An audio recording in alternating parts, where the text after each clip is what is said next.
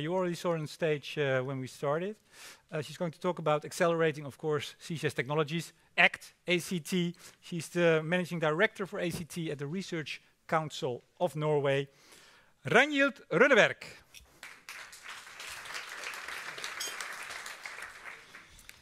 Thank you so much. Nice to see that you're still here. So I hope that the research and innovation projects might inspire you and perhaps also put some light onto this very, very interesting discussion. I don't have the solutions, but I hope that the projects that we are funding will have the solution in the future. So let's just look into a 6-year history, which I would say has become a very successful international collaboration within the CCU and CCS area, aiming at funding research and communicating, sharing knowledge and things that are important for our understanding of how this can be implemented and even be implemented at a faster scale. So ACT became live in 2015 as a response to a call from the European Commission, then focusing on low carbon technologies, programs for power sector. And we started off writing the proposal to the Commission, focusing on power, but very soon it came to our mind that power is perhaps not the area needing this type of technologies most. So we sort of, in a way, shifted our focus and included industry sector in the proposal. That was very good because that made it possible also to develop this initiative throughout these years. As we've heard also now that CCS and power doesn't really taste very good, but CCS or CCU within the various industry sectors is really something that we need to focus on. So ACT now consists of 16 countries or regions, not only from Europe, but also outside Europe. You see here on the map, Alberta region in Canada and US Department of Energy, and also India is involved in our collaboration. We started out rather small group within the European countries, and we have expanded our views and also made it possible to collaborate on transnational projects being funded and knowledge sharing. So you see here on the map which of the countries, oh well, this was the wrong way. Oh well, let's go back. Something happened.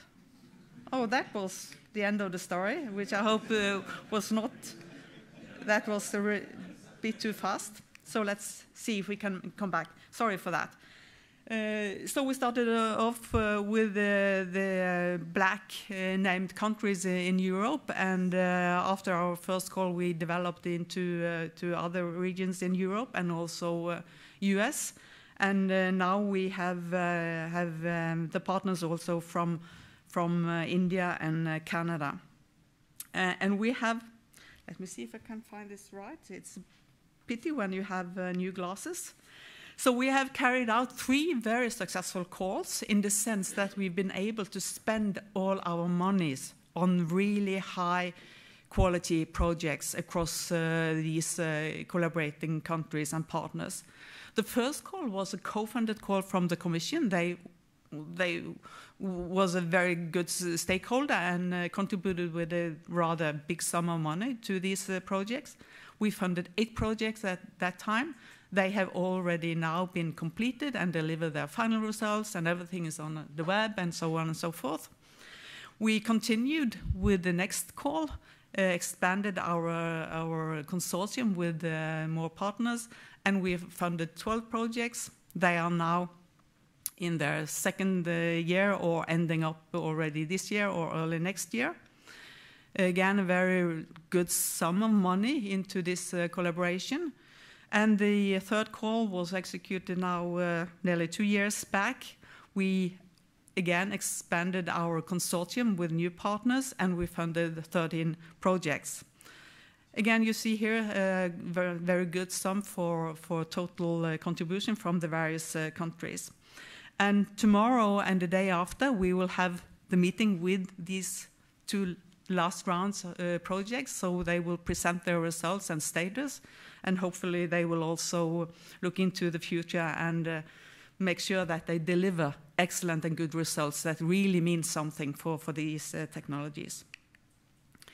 So what have we achieved so far?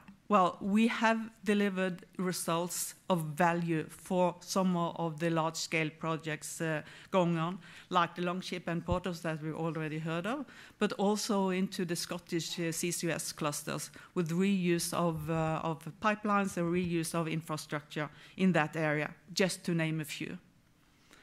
We have also, and that was a sort of agreement with the Commission we had, delivered results that complies with the set plan implementation for the CCS and CCU area, and also targeted the mission innovation research targets. But in total, I would say the most important thing is that each project has delivered more than itself. And that is mainly because we have been able to connect the various projects together. We have had these annual workshops where we really have encouraged the projects to talk to each other, and not only talk, but share results and really open their baskets, so to say, inspire each other. So instead of having like 33 different projects competing with each other, we've been able to have them put together and share knowledge and data. That has been a very important part, and I would say probably the main basis for our success. And for many researchers, this is not so usual to work in that way. They tend often to stay separate and wait until they've published results. That is also fine for a certain time, but it's very, very important to keep collaborating in order to meet the goals. And we have established the collaboration within Europe and also outside Europe. That has also been a part of the success. But these projects, they have been able also to connect and engage and really involve industry partners, not only from the oil and gas industry that some might think is not that popular, but also with the waste-to-energy industry and the cement industry, just to name some of them. And we have also very strong projects focusing on the maritime sector, which is important, not only for Norway, but also for the Netherlands. Yeah, and our learnings and our experience from this type of collaborating at the consortium and ministry and funding level has also made the basis for our interaction within the Clean Energy Transition Partnership, which will come very soon. So what's next? We have delivered our final report to the Commission, only some financial figures to the remaining, but we are still moving. We haven't closed our doors or reduced our ambitions. We have already launched a fourth call with less partners from the original community. But we have the province of Alberta from Canada and Germany, India, Norway and US involved in this fourth call. Around 15 million euros made available for funding transnational projects. Again, we have a very broad scope. We doesn't exclude anything. We doesn't make a very big difference between CCU or CCS. We let it be up to the various partners to decide where they want to place their money and which project to fund.